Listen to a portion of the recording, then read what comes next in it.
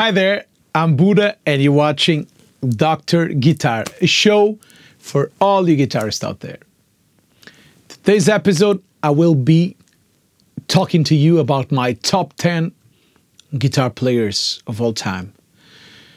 First, it's a very difficult task to do because I love so many guitarists and I definitely might have forgotten some few 10 or 100 guitar players I really love and I forgot completely, I'm sure. But everyone is asking me what's my favorite guitar player, what's my favorite guitar, what's my favorite amp. Everybody wants to know the top one or the top 2 or 3 or 4, and that's why I'm doing this. So, top 10, my number 10 guitar player of all time is Carlos Santana. He's not a direct influence on me, but he was on my beginning when I started playing a little better. Carlos Santana was really a huge influence on me. So for you English people, you would probably say Carlos Santana, but he's actually a Latin name, so it's Carlos Santana. But he's really influenced, and especially in the Latin mixture with the blues. So he does it in a way that I really love.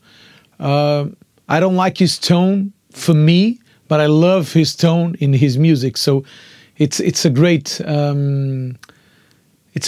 Sometimes you know that sound, that guitar tone, that guitar playing won't fit you, but you really love to hear it, and that's okay because it's two completely different things. One is listening, the other is playing. Number 9 on my top 10 list is João Gilberto.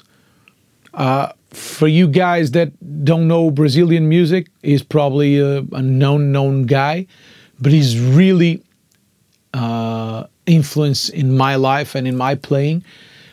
Is the guy that practically invented bossa nova and that way of playing with a nylon string guitar, and that really gentle, beautiful chord playing, those grooves, those bossa nova grooves, really makes me out of my mind. It makes me dream and go somewhere else. Number 8 on my top 10 is Tom Morello from Rage Against the Machine. His playing, his riffing, his grooving, his tone was really inspiring and really took me into mixing groove with rock and heavy riffing. So he's one of my most influential guitar players of all time. I was exposed to their first record, which I didn't really love the sound of because it was a little too heavy metal for me. I like a lot more the next records from the second on, and especially Evil Empire has really great production. But the way he played his guitar, the way he riffed in the neck pickup of a Strat or of a Tele, it's really killing. And his work on the Audioslave records is even better to my taste. He's really in the prime of his riffing, and it is a band that really got printed on my DNA. Number 7 on my top 10 list is Ritchie Blackmoore from Deep Purple. Deep Purple was a huge influence on me. I've heard Made in Japan like 1 million times. I know the record from start to finish. I know it all. I know all the jams from that record. Ritchie Blackmoore's tone in that record is incredible. It's a statement that drive. It's super modern for the age, for that period. It's super thick and big sounding, and his playing is incredible. And that record in particular, also Machine Head and In Rock, but that record made in Japan really made a huge impact on me, and it is a huge part of what I am by playing. And as you can see, almost all these guitar players have some kind of blues in them. Deep Purple, made in Japan, is almost a blues record with heavy tones and a little out of... the structures are not 12-bar blues, but they are almost blues. Space Trucking is a blues. Lazy, even Smoke on the Water. They just do little twists to make it sound a little heavier, but it is a blues band. Number 6 on my top 10 guitar players is Mark Knopfler. Dire Straits' Mark Knopfler. He's really the first memory I have of guitar playing. When I heard in my father's car, I've heard some record. It must be Money for Nothing or Sultans of Swing, but probably Money for Nothing or Brothers in Arms. I think it was one of those two songs. I was about 5 or 6 years old, and the guitar really spoke to me in that time, and it was Mark Knopfler's. Brothers in Arms is still one of my favorite intros and guitar tones of all time. It's incredible, that lick. It's so incredible. And Mark Knopfler's playing with that finger style, the blues, country, chicken picking, that mixture of things is really inspiring to me and really is a part of me. Not really while I'm playing, because I've never studied Mark Knopfler's playing, but as a listener and as a taste, it really formed my taste. Number 5 on my list is John Scofield. Scofield is one of my biggest influences in terms of concept of playing, in rhythm, groove, tone. Whenever I play jazzier stuff, I never play jazz, but whenever I play stuff that are a little more into jazz territory, I usually go to Scofield's approach, because he's a groove player.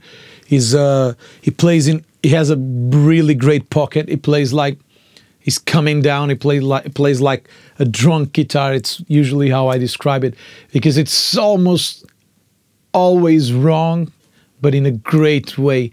He's always, you are listening to his playing, and you are expecting him to make a mistake, but he doesn't. But he's always almost making a mistake, and it's so beautiful, so freaking beautiful. I really love his playing, especially the groove stuff. The record of songs with from Ray Charles, a homage to Ray Charles, is great. The I Go Go record is great. Well, all John Scofield career is great. Even this new record, which is a really intelligent, smart twist on the country stuff he does. It's marvelous. One of my favorite guitar players of all time, definitely John Scofield. Number 4 on my top 10 guitar players is my most recent discovery, and he's Albert King. Being myself a blues guitar player, Albert King never came into the radar, because I started in the blues through Led Zeppelins, through Deep Purple, Jimi Hendrix, even Cream, so the British side of blues, the British invasion as they call it. And Albert King was a mystery to me until five or 4 years ago.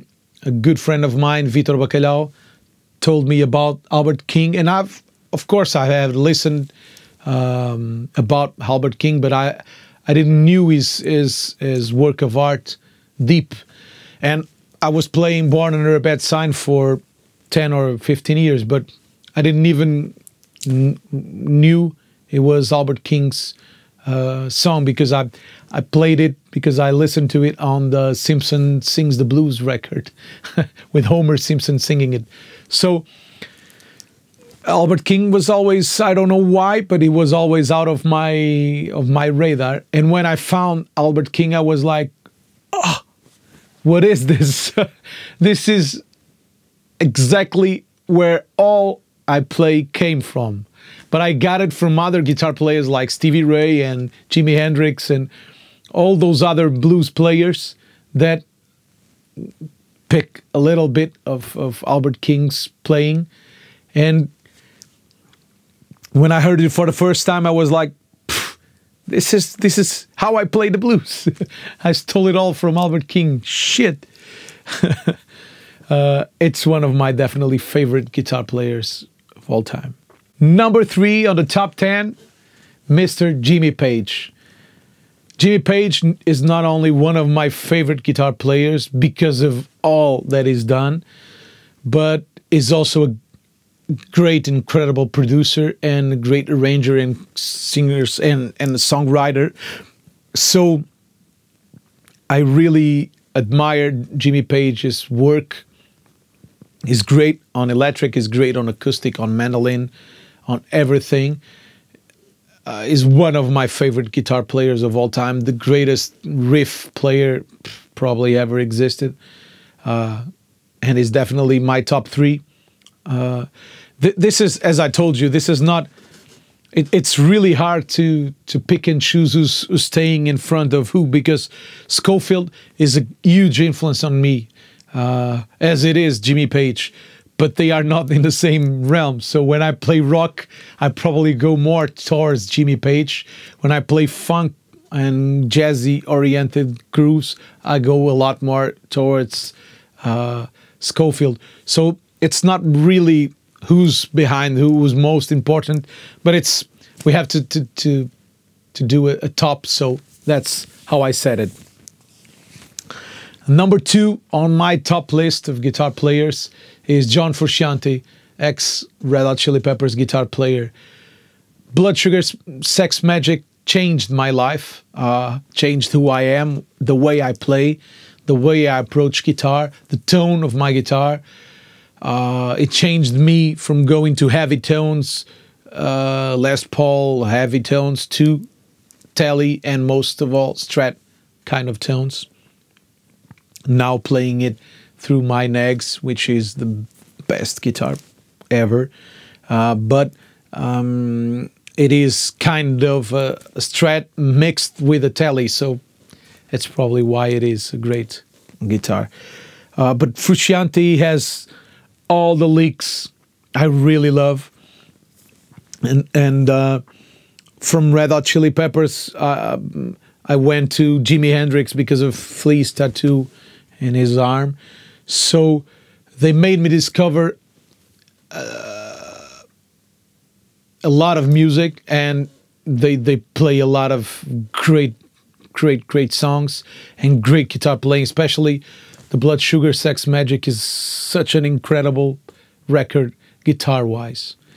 So John Frusciante had to be one of my top, and probably the most influence on me, because I love funk, I love fancy chords, I love rock, I love blues, and it does it all. It does it all in a great way. And my top 1, my number 1 favorite guitarist of all time, this is undoubtedly his place, is Mr. Jimi Hendrix. Is the one that changed the world of guitar playing, of electric guitar. Is the most professional, perfectionist guitar player I know existed, and he was so. The guy brought so many new things to the table that it's impossible to imagine a guitar world without Jimi Hendrix. So I devoured all his records and listened to all his work. Jimi Hendrix is incredible. I never try to mimic him because I don't think it is really possible. I try to learn with him. I try to learn with the things I really love about him. But it's basically everything from the clean tones of Wait Until Tomorrow, or even Little Wing, of course, Crosstown Traffic, Fuzz, Crazy Fuzz, the Spanish Castle Magic, Band of Gypsies, which is my favorite Hendrix record of all time. Those riffs are the born place of Rage Against the Machine and all the riff bands. Axis Bold as Love, man, they're so Electric Lady. There's so many great songs. Red House, which is one of my entrances to the blues world. Jimi Hendrix has a great record. It was not released in his lifetime, but it is a record that compiles a lot of his blues playing. So the record is called Blues, Jimi Hendrix Blues. And in the cover, there's a lot of blues artists, and that was really my door, my entrance to the blues world, via Jimi Hendrix and via his playing and his interpretation of all those great songs. Waiting for the Train A to Coming, the acoustic version recorded in BBC with a 12-string guitar. It's mind-blowing. If I could, I would play you some music in here, but I would probably be sued. So go out and search all these names, all these guys I'm talking about, and all these songs, because it's really worth it. Well, that's it. Hope this has been helpful to you. I hope you have liked the show. If you haven't done it yet, please subscribe to the YouTube channel, share it with the world. We'll see each other next week. Bye-bye.